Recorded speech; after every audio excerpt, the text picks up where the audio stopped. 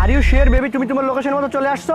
হ্যাঁ, আমি আমার লোকেশন মতো চলে আসছি। বেবি তাহলে আমি আমার দলবল নিয়ে তোমার এখানে অ্যাটাক দিচ্ছি, কি বলো? হ্যাঁ, ওকে। বেবি শোনো শোনো, তোমার স্বামী কি টাকা পয়সা যা কিছু ছিল সব ঠিকভাবে নিয়ে আসছে নাকি বেবি?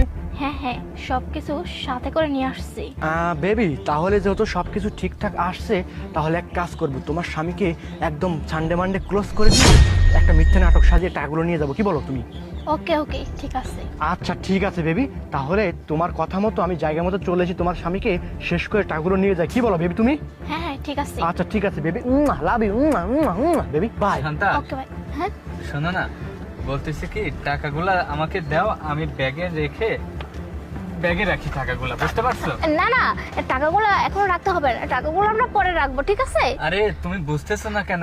এখন আমরা সামনে যাব, এখন দিন সময় খারাপ, বুঝতে পারো না? টাকাগুলো আমি ব্যাংকে রেখে আসি, তারপরে আমরা যাব। আরে না না, কোনো সমস্যা হবে না, টাকাগুলো আপাতত এখানেই থাক, পরে না হয় আমরা সময় করে ব্যাংকে টাকাগুলো রেখে আসবো। আরে না, শোনো শান্তা, তুমি বুঝতেছো না বিষয়টা।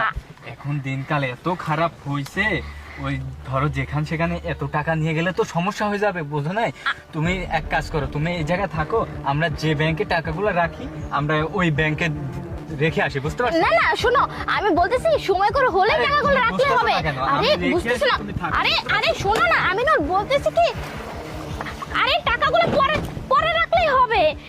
এখন শুধু শুধু বলতেছি সময় করে আস্তে ধীরে বুঝে শুনে তারপর টাকাগুলো রাখলেই তো হবে, তাই না? দেখো শান্তা, এইভাবে এতগুলা টাকা নিয়ে মানে নিজের কাছে রাখাও যাবে না, বুঝতে পারছো?